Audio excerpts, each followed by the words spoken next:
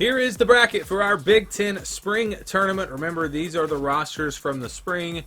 Everything is not going to be exactly perfect because the transfer portal has made some changes, but we've tried to update these rosters best we could. And if you want to get all these roster updates, of course, join us on Patreon. All right, we start with Wisconsin versus Maryland.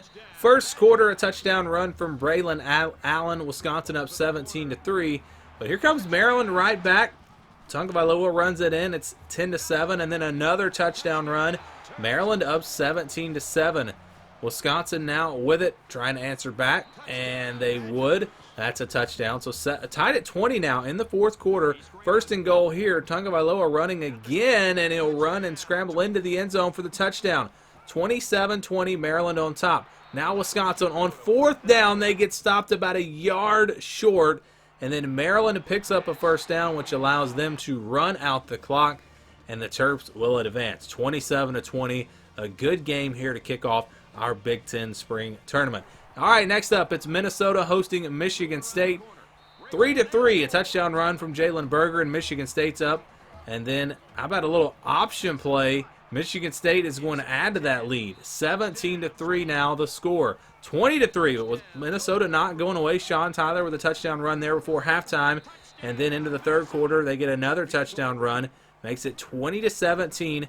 Michigan State going to try to add a long field goal, and they would, so it's a 6-point game. Under 2 minutes now to play. Minnesota, they need a touchdown, and they get a big play here. Out across midfield, now on second down and 2. Another big pass play, and this time it's going to be down to the 1-yard line. I actually reviewed that and said he did not get in. It was first called a touchdown. But on third down, they complete the pass for the touchdown. And then Michigan State on their last chance, ball falls incomplete. And Minnesota will win it 24-23, a comeback win and a big one there for the Golden Gophers. Next game, going to be Nebraska at Illinois. Tied at 6, third quarter. Not much offense in the first half, but second half things start to pick up. Jeff Sims throws a dart down the right side for a touchdown, and Nebraska is up 20-6. Illinois not going away, though. They go to the ground game, and they get a big run here inside the 20, the 10, the 5. That'll be a touchdown, and Illinois climbs back in this game. 10-point game, second down and goal here, about 4 minutes to play. Illinois trying to go in and score. Instead, it's a fumble, and it's the Nebraska defense making a huge play. It's a scoop and score. He's going to take it all the way for the touchdown, and that really is going to put this game away. 30-13 the final score. Again, Illinois was right there, just a few yards away from making it a 3-point game, but that turnover really ended their hopes. All right, next game, Indiana at Iowa. First quarter, touchdown run from Caleb Johnson, 7-0. Indiana, though, would answer back. Dexter Williams runs it in. We're tied at 7. Late in the first quarter, Cade McNamara finds his receiver. That's a touchdown, and Iowa's up 14-7. Now 17-10. They go back to the ground. Caleb Johnson again, and Iowa's going to get the win here. 30-10, the final score. Hawkeyes will advance. All right, back to the left side of the bracket. Rutgers at Purdue. 3-0, Rutgers on top. Purdue, though, getting a big play here through the air. That's going to be a touchdown. And the Boilermakers up 7 now to 6. And then they go to the ground game later on. They'll add another touchdown, 14-6. Now Rutgers with it. Gavin Wimsatt runs it in. They get the 2-point conversion. We're tied at 14. There's Tyrone Tracy making a catch. 21-20. Great game here, back and forth. Rutgers going to try to get the lead, and they would with that touchdown run. 27-21.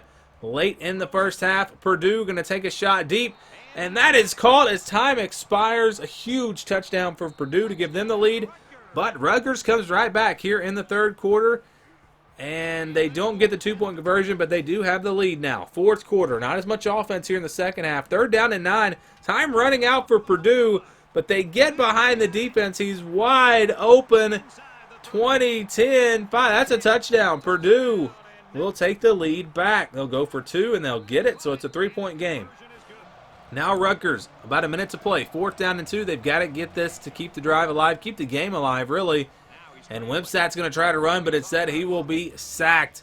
And Purdue's defense gets the stop. Purdue gets the win. 36-33, maybe a little closer than you expect, but Purdue does get the win. Now Northwestern on the road at Penn State. Nittany Lions with it.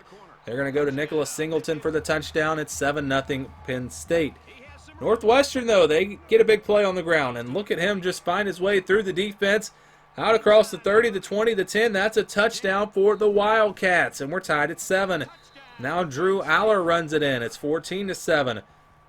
Late, or in the second quarter now, I should say. There's a fumble on this play, and it's the Penn State defense making a big play. A scoop and score, taking it all the way back for the touchdown.